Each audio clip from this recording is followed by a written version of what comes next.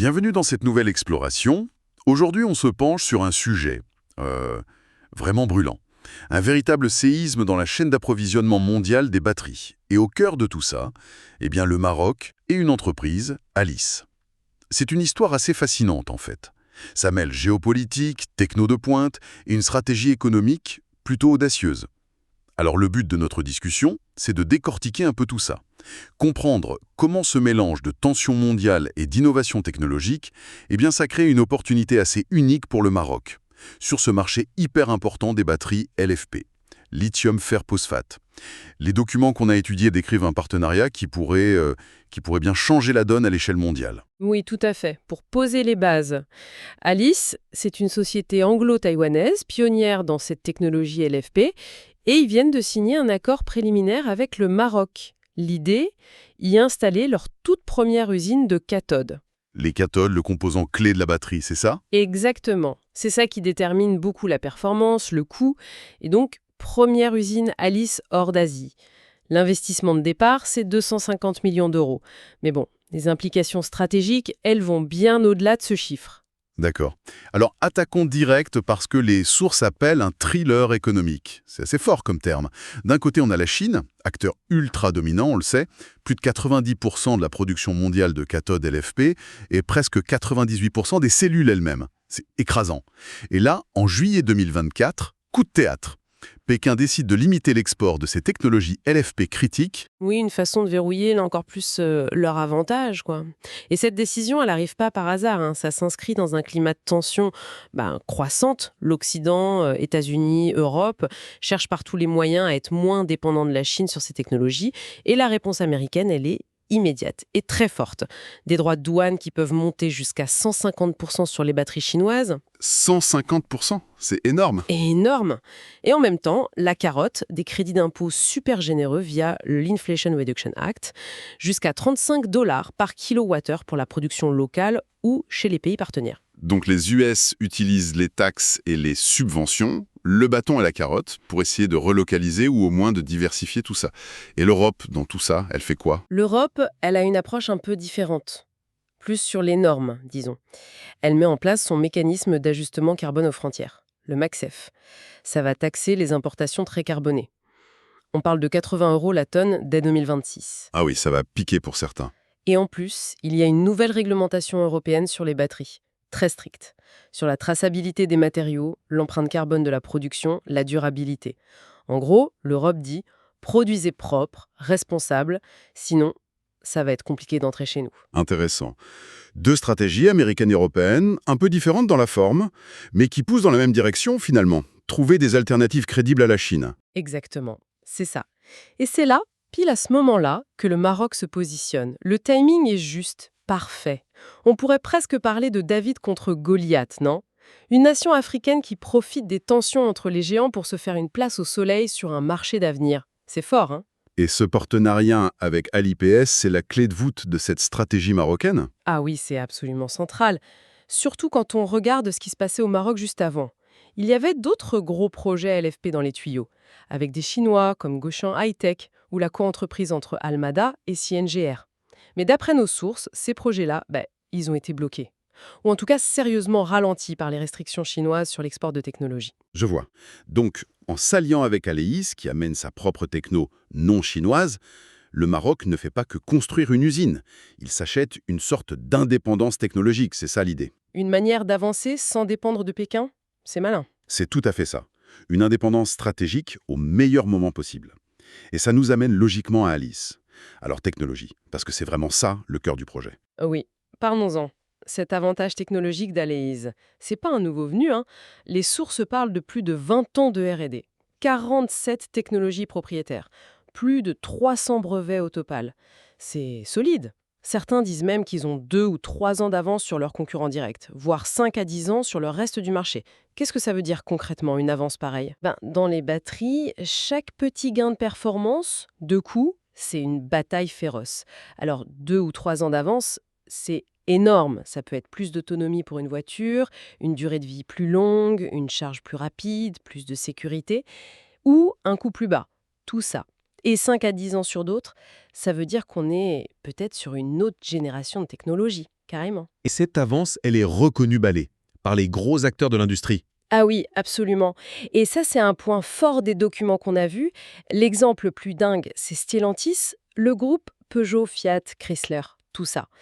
Ils ont un énorme investissement avec CATL, le géant chinois des batteries, 4 milliards de dollars. Eh bien, Stellantis aurait exigé que ce soit la technologie LFP d'Alistera qui soit utilisée dans ce projet commun. Attendez, Stellantis, un groupe occidental qui impose une technologie taïwano-britannique à son partenaire chinois, KTL, qui est pourtant un leader mondial.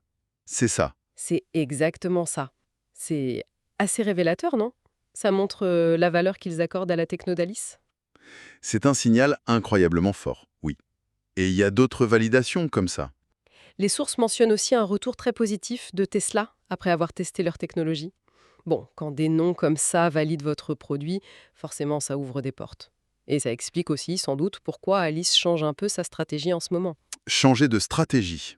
C'est-à-dire, Mais jusqu'ici, Alice, c'était plutôt un modèle, asset light comme on dit. Il faisait de la R&D, déposait des brevets et vendait des licences à d'autres fabricants. L'usine au Maroc, c'est un virage, un gros virage. Alice devient producteur. Ils vont fabriquer eux-mêmes à grande échelle. et ils y vont fort. Les documents parlent d'un projet de fusion avec un SPAC américain pour lever 500 millions de dollars et viser une cotation au Nasdaq. Grosse accélération. Oui, cette volonté d'industrialiser vite, ça répond pile aux besoins du marché occidental. Avoir des sources fiables, performantes de cathodes LFP hors de Chine. Vendre des licences, ça suffit plus face à l'urgence et à la taille de la demande. Il faut produire, massivement. Et le Maroc, c'est la première étape de cette ambition. Parlons de l'échelle, justement. Au Maroc, les chiffres sont assez fous. Phase 1, 20 000 tonnes par an de matériaux de cathode. Mais l'objectif final, c'est 100 000 tonnes par an. 100 000 tonnes! C'est énorme, non, sur ce marché? Ah oui, 100 000 tonnes par an, c'est une capacité industrielle très, très significative à l'échelle mondiale pour ce type de produits de haute technologie. Pour donner une idée, leur capacité à Taïwan, qui servait plus pour la R&D, les pilotes, c'était peut-être 1500 tonnes par an. Là, on parle de multiplier par 40 fois. 40 fois plus! Oui, c'est un changement de dimension complet. Et ça devrait créer plus de 2500 emplois directs à terme. Et pour acheter tout ça, le carnet de commandes, il est déjà plein. C'est l'autre point clé.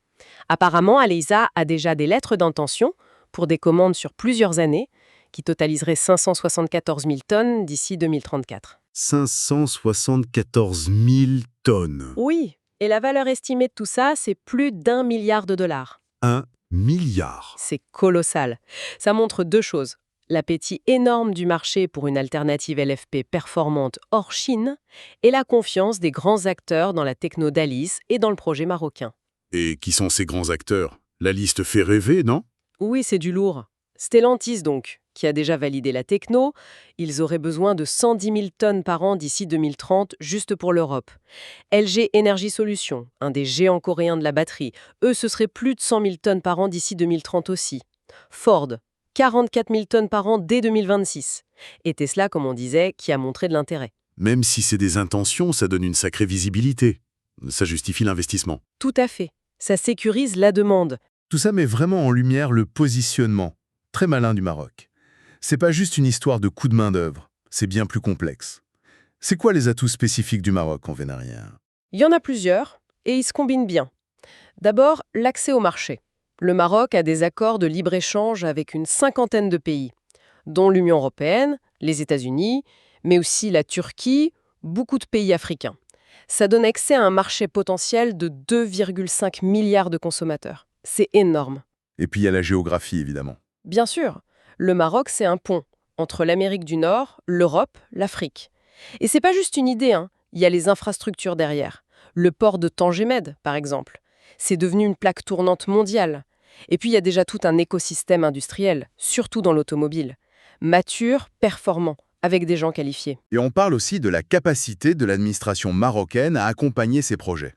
C'est important ça pour les investisseurs. Oui, le Maroc a prouvé qu'il savait faire. Accompagner les grands investissements, faciliter les choses, aider à former les gens. C'est un facteur de confiance. Mais le truc qui semble vraiment faire la différence aujourd'hui, c'est comment ces atouts collent parfaitement aux nouvelles exigences de l'Occident. Comment ils arrivent à cocher toutes les cases, en fait. C'est là que c'est très fort. Grâce à l'accord de libre-échange avec les USA, la production d'Aleras Maroc sera éligible au crédit d'impôt américain de l'IRA. Super important pour être compétitif là-bas. D'accord. Cas USA coché. Exactement. Et en même temps, le Maroc investit massivement dans les énergies renouvelables, solaire, éolien. Donc en utilisant cette énergie propre pour l'usine et en assurant une bonne traçabilité des matériaux, d'ailleurs le Maroc a beaucoup de phosphate, un composant clé du LFP, eh bien le projet peut viser la conformité avec les règles européennes, celles sur l'empreinte carbone, la durabilité. Donc c'est une sorte de hub parfait, éligible aux aides US et conforme aux normes EU. C'est assez unique comme positionnement. C'est tout à fait ça, un hub stable, fiable, qui répond à des exigences différentes. D'ailleurs, ça pourrait attirer d'autres financements, peut-être du Golfe. Et ça s'appuie sur une diplomatie économique marocaine qui a fait ses preuves. La viabilité économique semble là aussi. Les sources citent un projet similaire en Australie, Avenira, avec la même techno Alice. Il prévoit un taux de rentabilité interne, TREI, de plus de 22% sur 20 ans. C'est très bon. Et le modèle économique d'Alice, ce coût plus marge, ça aide. Oui, ça protège un peu contre la volatilité des prix des matières premières, comme le lithium. Ça rassure les clients et les investisseurs. Tout ça arrive dans un marché LFP en pleine explosion. Rappelons un peu les chiffres. Le marché global des batteries pour véhicules électriques, c'est déjà énorme. 120 milliards de dollars en 2023. Et ça continue de grimper, plus 15% par an environ.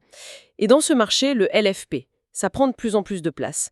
Surtout pour les voitures d'entrée et milieu de gamme. Moins cher, durable, sûr.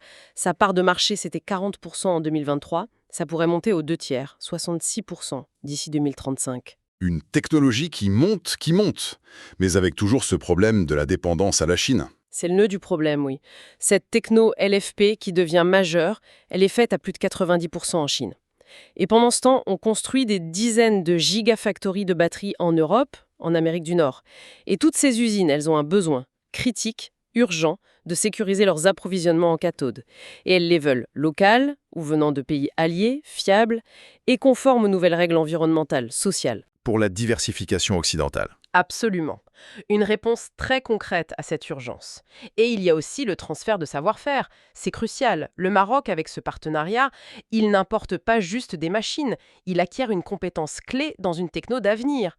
Peut-être même sur ses évolutions, comme le LMFP, le lithium manganèse fer phosphate, qui promet encore mieux. Ça positionne le Maroc comme un pôle possible d'innovation, de production pour ces technologies hors d'Asie. C'est fascinant. Donc, si on résume, on a au Maroc une convergence assez unique. Tension géopolitique qui crée une opportunité. Une techno de pointe à l'ES qui semble avoir une vraie avance. Une stratégie nationale marocaine qui saisit la balle au bon. Et une demande marché gigantesque et urgente. La grande question c'est, est-ce que le Maroc devient juste une étape dans la diversification? Ou est-ce qu'on va naître une nouvelle plaque tournante mondiale pour les batteries LFP hors Asie? C'est exactement la question, hein. 1 milliard de dollars, comme on disait. Et ça ouvre une réflexion plus large, en fait. Si le Maroc réussit ce pari sur les batteries LFP, est-ce que ça pourrait inspirer d'autres stratégies similaires, dans d'autres secteurs technologiques, où on est trop dépendant d'une seule région? Est-ce que c'est le début d'une réorganisation plus profonde des flux mondiaux d'innovation, de production, avec l'émergence de nouveaux pôles technologiques dans des régions jusqu'ici moins centrales? C'est sans doute une des choses les plus passionnantes à suivre dans les prochaines années.